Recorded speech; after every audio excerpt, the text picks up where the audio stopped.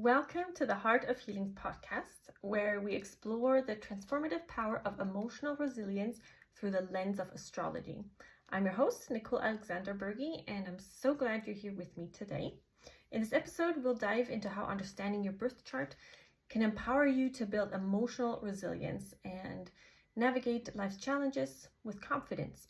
We'll explore the roles of your sun, moon, and Mars signs and how they reveal your strengths, emotional needs, and unique approaches to challenges. Whether you're a seasoned astrology enthusiast or just starting your journey, there's something here for everyone.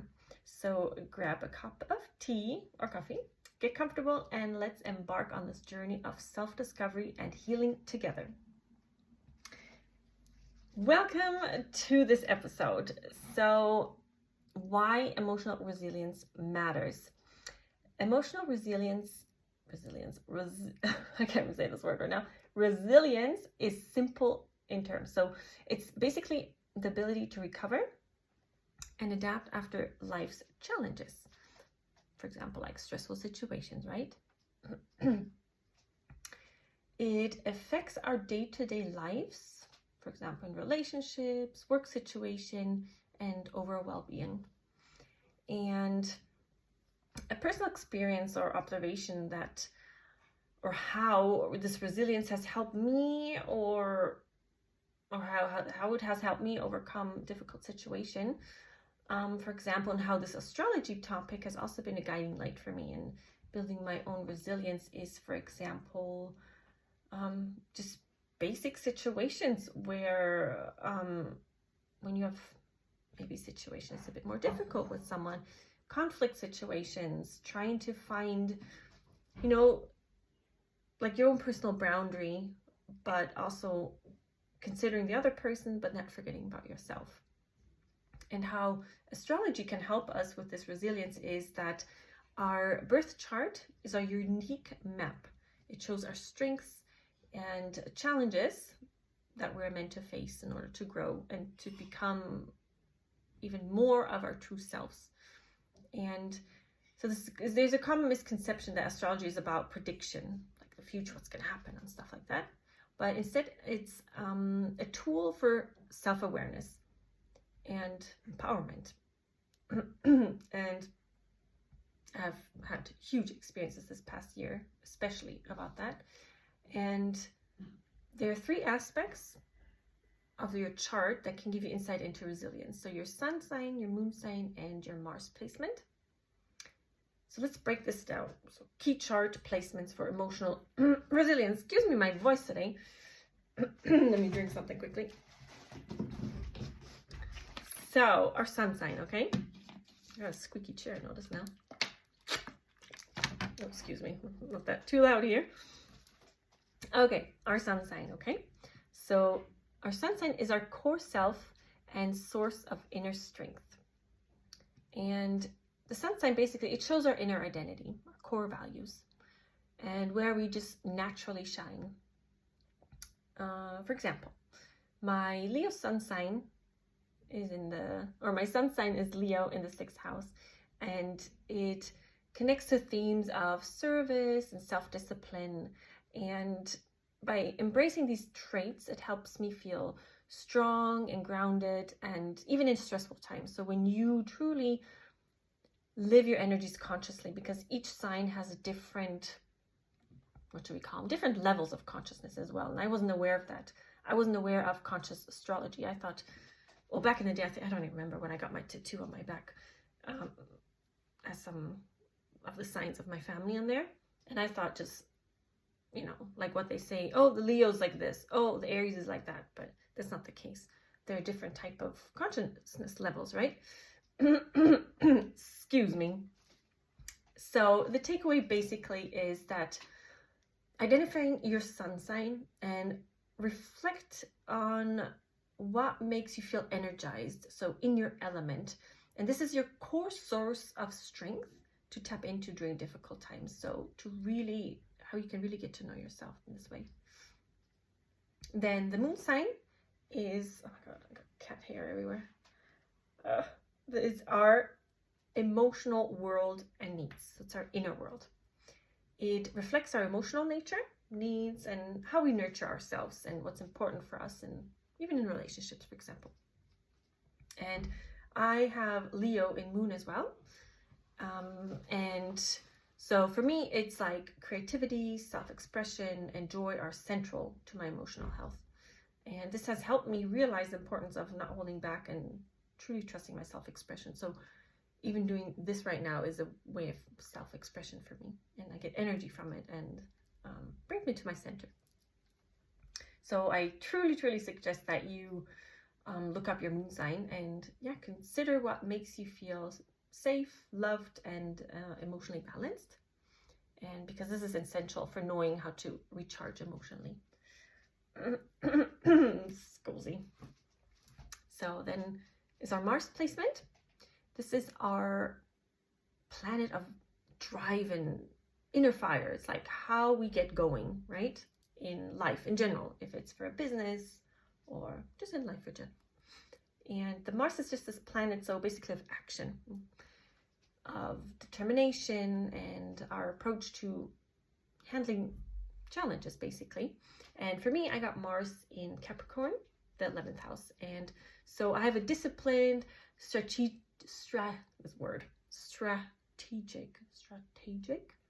approach of to tackling things, basically, like challenges. And I tend to work best in community settings or with support of friends, family, which fuels my resilience. And so identifying your Mars placement can help you understand your personal style, basically, of resilience. And the more you go with the flow, or are quick to act, are you strategic? So there are just many different ways. And knowing this can make your path also toward resilience feel more like natural and personalized, basically. Then identifying and embracing your chart challenges. The concept of difficult placements or aspects, basically, such as squares or oppositions, which indicate areas that may challenge resilience. So for example, my Aries and North Node is in the first house, which is also Aries. And how this challenges me basically to step into more independence and assertiveness. So how I've transformed this challenge into a strength is truly also realizing that I've been living the South Node. So that's the opposite. The South Node is what you've been living your life, maybe thus far, or in a parallel life. So for me, it was this harmony, truly considering other people, just keeping the harmony, right? So I always considered, before I, like conflict situations, oh my gosh, no. I would first think of, okay, how would this affect the person? How might they react? How are they feeling right now? So based on that, how would they react? And that kind of stuff, right? And it's natural then to go, I feel like I'm going off a tangent right now, but it doesn't matter. Or off topic. No, I lost my train of thought. But so of course then, once you start living your North Node, which you are meant to in this life, you can jump maybe to the other opposite. So for me, it was then being more reactive. But the Aries can be aggressive. I wasn't aggressive, but I was more reactive then. I really wanted to say my boundaries. I want to clear that, be really clear about it, you know? And so I was allowed to learn how to be assertive in a balanced way, where it's like this beautiful balance from the Libra and the Aries. So that was for me very identifying that, and so I could really embrace this part of me then, this challenge then. So it wasn't like too challenging anymore because I was aware of it, had more clarity on this. So again, just see these challenges basically as an area of growth, and also encourage you to see these tough spots basically in your chart also as unique opportunities for personal development and self-discovery. So actionable steps for you guys, okay? So step 1, explore your chart. Use a reliable astrology website, for example, or an app to look up your Sun, Moon, and Mars placements. And I suggest also to take some notes on their initial like your initial impressions basically. And if you don't find a page, just feel free to write me a message on Instagram, Nicole A. Bürgi, and I'll gladly help you with that. And step 2, self-reflection prompts.